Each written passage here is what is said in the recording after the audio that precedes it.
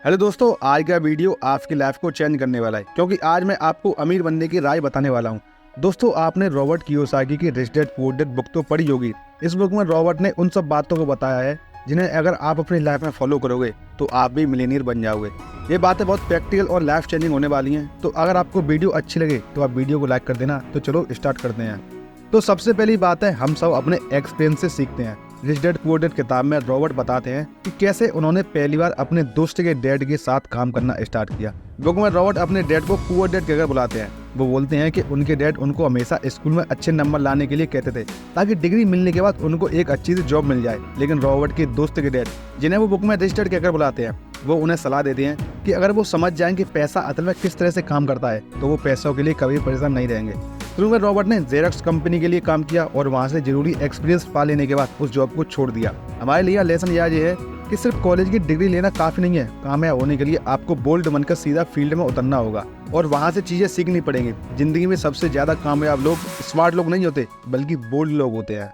Next lesson है, सबसे पहले आप अपने आप को पे करो। ये बात सबसे पहले the richest man in Babylon में लिखी गई थी। इस बात को रॉबर्ट ने अपनी जिंदगी का बहुत ही जरूरी फाइनेंशियल रूल बना लिया था। रॉबर्ट बताते हैं कि ज्यादातर लोग अपनी सैलरी मिलने से पहले ही उसको खर्च करने के रास्ते ढूंढ लेते हैं, फिर भी ज्यादा समय उनके खर्चे पूरे नहीं हो पाते। इन सब के बीच में सेविंग तो बहुत दूर की बात है। इसलिए जब भी आपको अपनी सैलरी मिलती है तो उसका 10% अपने पास बचाकर अलग रख लो। इस 10% को आप अपने सेल्फ पेमेंट की तरह समझो।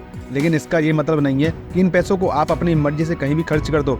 इसकी बजाय आपको इन पैसों को किसी एसेट या इन्वेस्टमेंट में लगाना चाहिए जो बाद में आपके लिए पैसिव इनकम का काम करेगा। पैसे कमाने का मकसद सिर्फ उसे खर्च करना नहीं बल्कि फाइनेंशियली फ्रीडम हासिल करने का होना चाहिए। अगर आप फाइनेंशियली फ्री होना चाहते हो तो आपको सबसे पहले खुद को पे करने की आदत बनानी होगी। नंबर 3 ये है कि आप किसी भी चीज के बारे में ये मत सोचो कि आप उसे नहीं पा सकते, बल्कि खुद से ये सवाल पूछो कि आप उसे कैसे पा सकते हो। बचपन में रॉबर्ट के पुअर डैड ये कहते थे कि हम ये नहीं खरीद सकते, वो नहीं खरीद सकते, लेकिन उनके रिच डैड ने उन्हें सिखाया कि हमें कभी भी ये नहीं कहना चाहिए कि हम ये नहीं खरीद सकते, वो नहीं खरीद सकते। इसके बदले उन्हें खुद से ये पूछना चाहिए कि वो उस चीज को कैसे खरीद सकते हैं।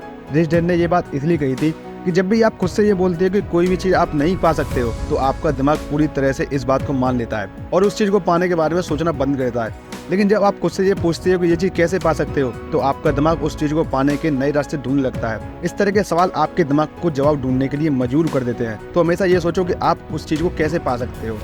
नंबर 4, फाइनेंशियल इंटेलिजेंस सीखना बहुत जरूरी है। चाहे आपके पास कितने भी पैसे हो, आपके पास फाइनेंशियल इंटेलिजेंस नहीं है तो आपके सारे पैसे बहुत जल्द खत्म हो जाएंगे।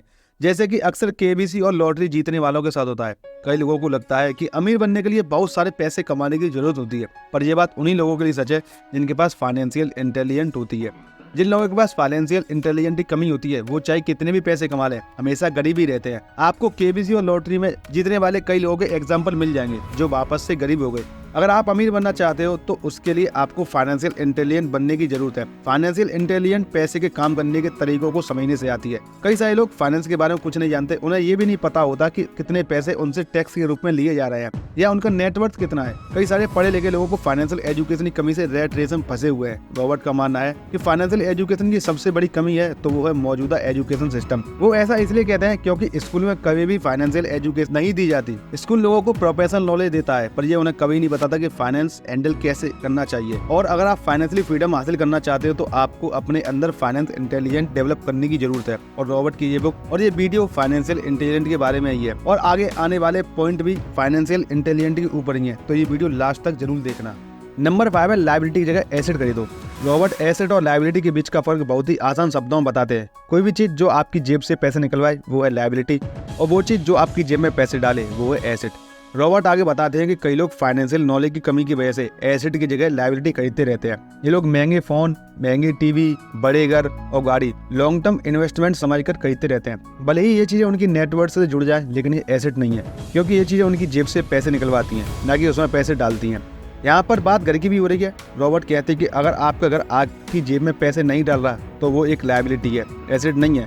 लेकिन अगर आपके घर से आपको रेंट आ रहा है तो वो घर आपकी एसेट है। इसके अलावा जो लायबिलिटी हम खरीदते रहते हैं इसकी वैल्यू समय के साथ साथ घटती ही रहती है।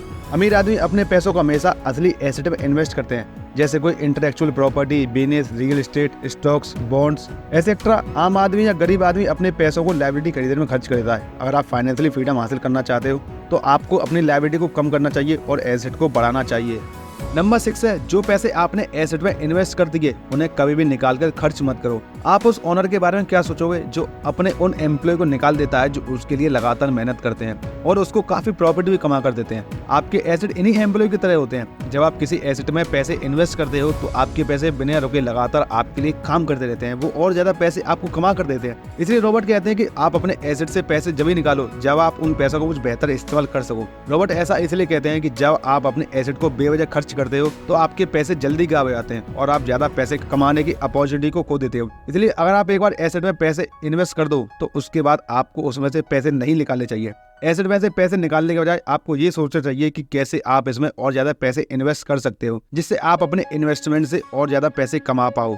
नंबर 7 है, माइंड योर बिजनेस। रॉबर्ट के पढ़े लिखे गरीब डैड हार्ड वर्क में बिलीव करते हैं। वो हमेशा रॉबर्ट को स्कूल जाने और मेहनत करने और अच्छे नंबर लाने के लिए कहते थे ताकि आसानी से उन्हें कोई जॉब मिल सके। पुअर डैड कहते थे कंपनियां उन एम्प्लॉय को पसंद नहीं करती जो हर साल अपनी जॉब बदलते रहते हैं और जो एम्प्लॉय कंपनी के लिए वफादार होते हैं वो इन्हें इनाम देती हैं। पर रॉबर्ट के रिच डैड ने उन्हें सलाह दी कि खुद की सीढ़ी लगाना दूसरों की सीढ़ी पर चढ़ने से अच्छा है। हमें अपने खुद के काम पर ध्यान देना चाहिए। अपने खुद के काम पर ध्यान देने का मतलब ये नहीं है कि आपको अपनी जॉब छोड़ देनी चाहिए। इसका मतलब सिर्फ ये है कि अगर आप दूसरों के लिए काम कर रहे हो तो आपको इस काम से वो सारी जरूरी बातें सीखनी चाहिए जो आपके खुद को काम को बनाने में और बढ़ाने में मदद कर सके। नंबर 8 है, हमारे पैसों के मामले में सक्सेस इस बात पर डिपेंड करती है कि हम अपने डर को कितने अच्छे से संभाल सकते हैं। अमीर और गरीब के बीच का बड़ा डिफरेंस उनके डर को संभालने के तरीके से जुड़ा हुआ है। आपको याद होगा कि कैसे बचपन में आप साइकिल चलाना सीखते समय कई बार नीचे गिरे होंगे। अभी भी कई लोगों को साइकिल चलाना नहीं आती, लेकिन ऐसा बिल्कुल नहीं है कि उनको साइकिल सीखने का मौका नहीं मिला, बल्कि उन्होंने साइकिल चलाना कभी सीखा ही नहीं क्योंकि वो गिरने से डरते हैं। बहुत सारे लोग इसी तरह की कई सारी जरूरी अपॉर्चुनिटी को खो देते हैं क्योंकि उन्हें रिस्क लेने में बहुत ज्यादा डर लगता है। पर सच ये है कि कोई भी बिना रिस्क लिए कामयाब नहीं हुआ। रॉबर्ट बता देंगे कैसे रिच डैड हमेशा ये सोचते कि हार उन्हें और ज्यादा मजबूत और पहले से ज्यादा समझदार बना देती है। वो जिंदगी को एक साहसी आदमी की तरह जीते थे और हर हार के बाद उनकी जीतने की चाहत और बढ़ जाती थी। आमतौर पर आप जीतने से पहले हमेशा हारते हैं और फिर ये आप पर निर्भर करता है कि आप अपने डर की वजह से खुद को फाइनेंशियली फ्री रहने से रोक देते हैं या उस डर को आकर जिंदगी में जीत जाते हो।